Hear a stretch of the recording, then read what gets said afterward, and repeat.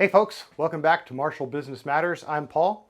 Today we're talking about an often overlooked but actually very important detail of your online presence that helps prospective clients, prospective students, prospective parents decide whether they want to do business with you. And it's part of your online presence, which means that it's out there and people are making these choices without ever meeting you or picking up the phone or sending you an email. They're making choices without ever making contact with you. So this is pretty important stuff.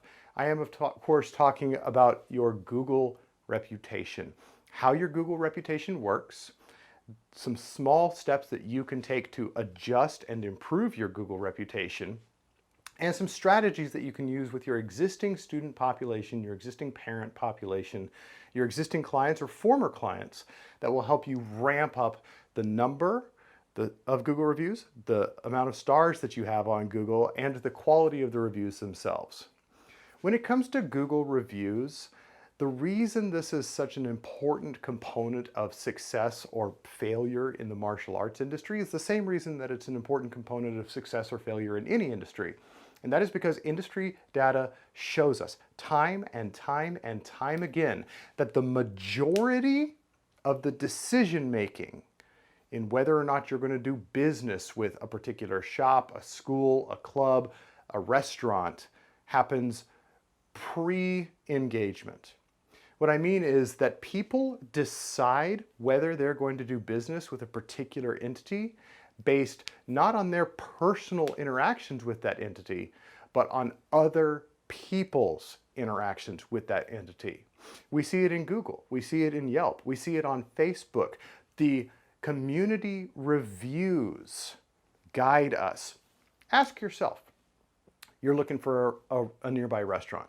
You whip open your phone, you type in restaurants near me, and what's the first piece of information that you see? Well, it depends if you do it through your search or through a mapping service, but you're going to see the name of the restaurant. You're going to see how far away that restaurant is from you if you've done this through the mapping service, and you're going to see the number of reviews and the star rating. So I'm not exactly sure how it works on Apple Maps, but this is how it works on Google Maps. And by the way, Google Maps is in the top 5 search engines in the country. Did you know that? Google Maps, the mapping software, the map service through Google, is ranked as one of the top 5 search engines in the country. Why? Because people use Google Maps as a reference for how close they are to the services that they're looking for. They don't go to bing.com, yahoo.com, google.com and search martial arts. They pull open their phone, tap Google Maps or Apple Maps and type in martial arts. They let GPS do that work for them, and they see name, star rating, how far away it is. That's the information that they have to go on. And so ask yourself, the last time you did this, looking for a restaurant in your area, did you even bother to look at the 3-star restaurants in your area? The 3.5-star restaurants in your area? Maybe if you were looking for specific kind of cuisine, but if you were just looking for general cuisine and you saw, oh, well, here's a 5-star restaurant. This restaurant has 4.7 stars. This one has 4.8 stars. This one has 2.6 stars. Did you even bother to click on that restaurant? Of course you didn't, because that's not how human psychology works. We are creatures of habit, but we are also creatures of the pack. We have a herd mentality, and we really do rely on the experiences of other individuals to help guide us in making our own choices. And so your presence online, specifically your Google reputation, has a huge impact, whether you know it or not, a huge impact in how many phone calls you're getting, how many people are filling out your lead forms on your website, how many people are sending you emails, how many people are walking through the door. Whether you know it or not, well, now you know it, and whether you like it or not, your Google reputation has a massive impact. So what are some things that we can do to fix this problem? And I say it's a problem because I look at Google and I see schools in my area within a 4 or 5 mile radius of where I'm located that have been here for years, that have been in business for years, and they might have 20 reviews on Google, 30 reviews on Google, 40 reviews on Google. Been in business 15 years, they've got 40 reviews on Google, and not all of them are 5 stars. And then I look at my school, I've been operating for 5.5 years, and I have over 100 5-star Google reviews. So how do I do that? Well, that's what this video is about.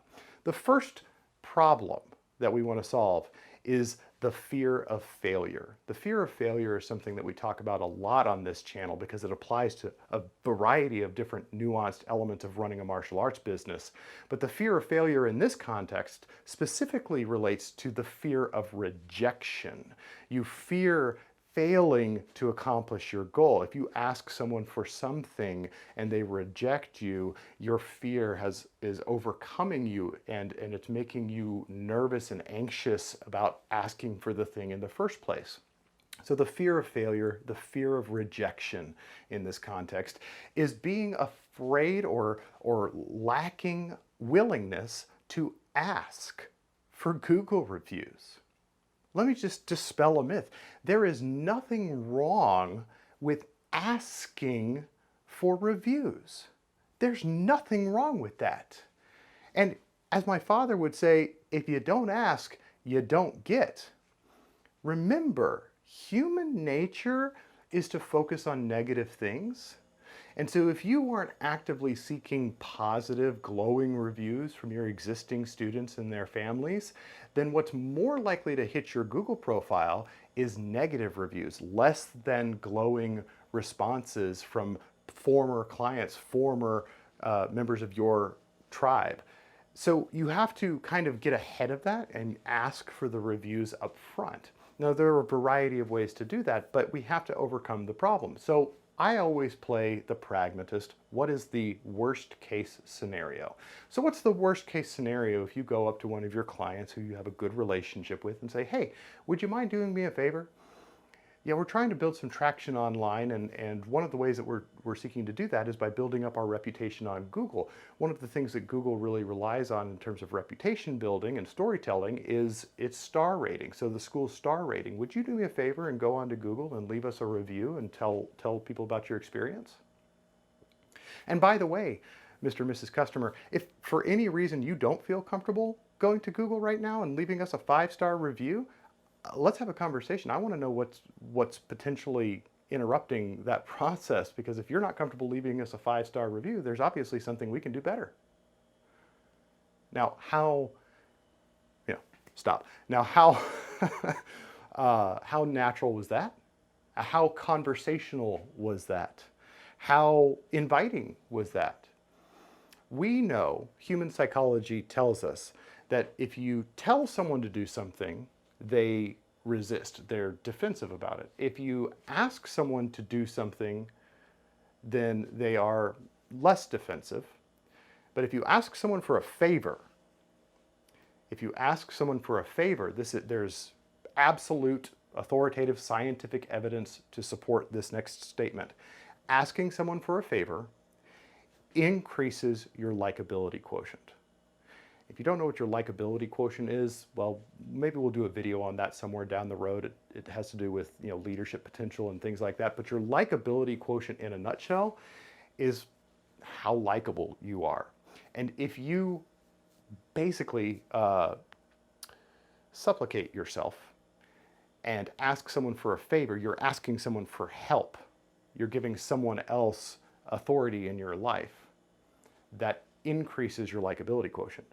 And so you ask for a review. Say, hey, would you mind doing me a quick favor? And it works. It works. There's nothing nasty about it. There's nothing sneaky about it. There's nothing untoward about it. There's nothing dishonorable about it. For some of you martial artists out there who are thinking, I don't know about that. It's just asking someone for a favor. And 9 times out of 10, they want to grant the favor. They're happy to give you a 5-star review.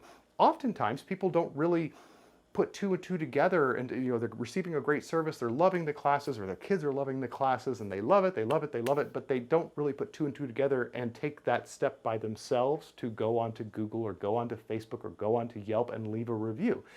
They need you to come in and kind of say, hey, You want to do us a favor? Will you do us a favor? Go leave us a review.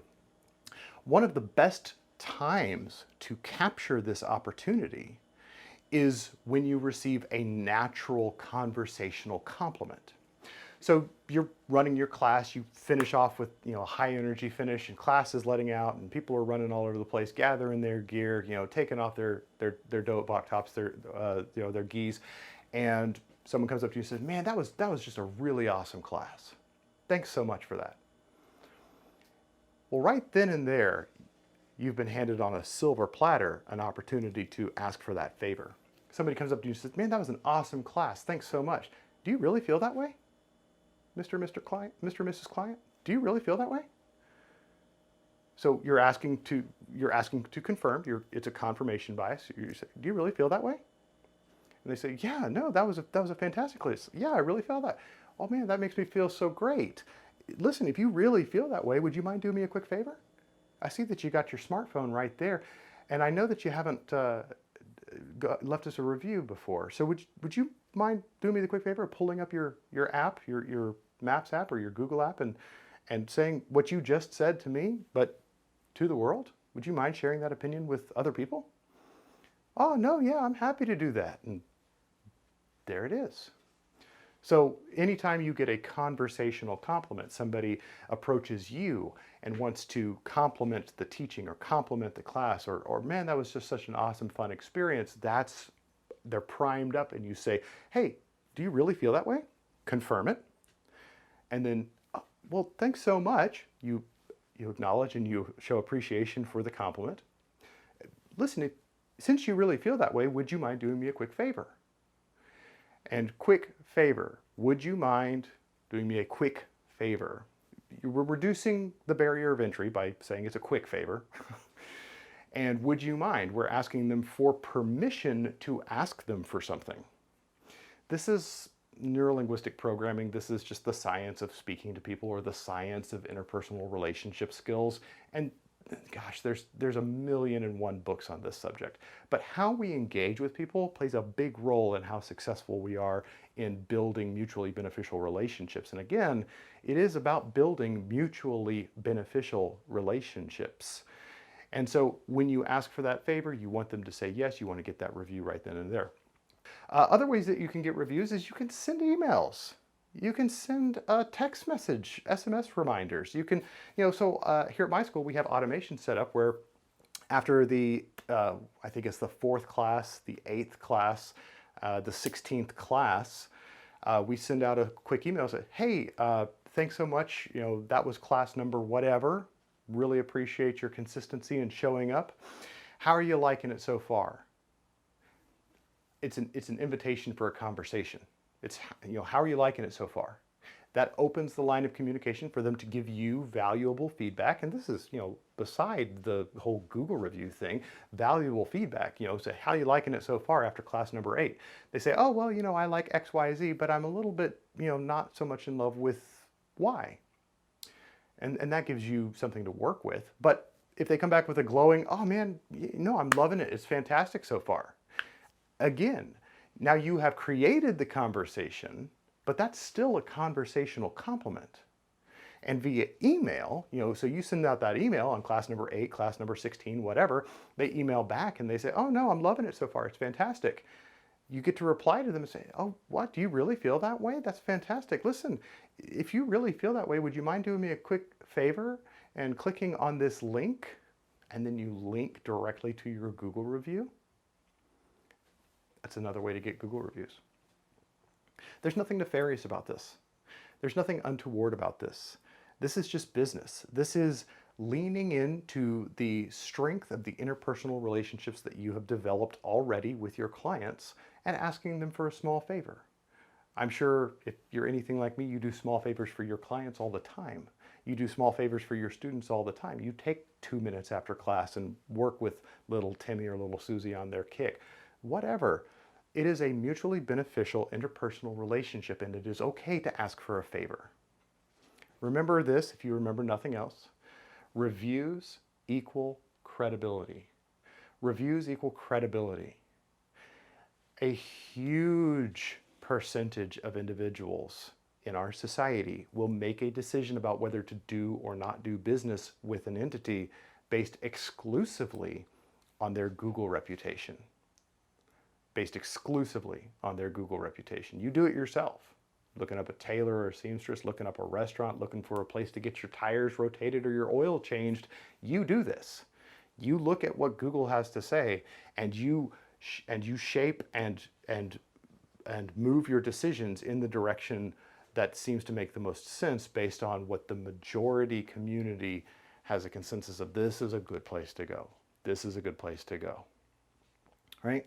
Now, in terms of quality reviews, we actually already touched on that. Just a random 5-star review without any commentary, it doesn't mean a whole lot to Google's algorithm.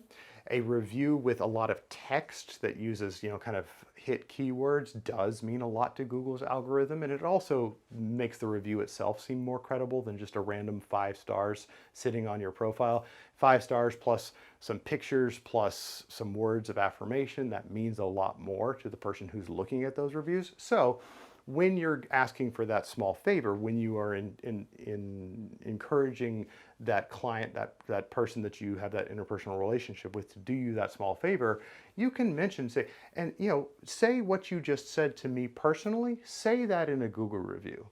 Say that. And what'll typically happen is, they'll elaborate a little bit. Another way to do this is to encourage people to take pictures and videos in class and say, hey, would you mind posting that to Google? And by the way, while you're there, could you leave us a quick review? It's the asking that results in the getting.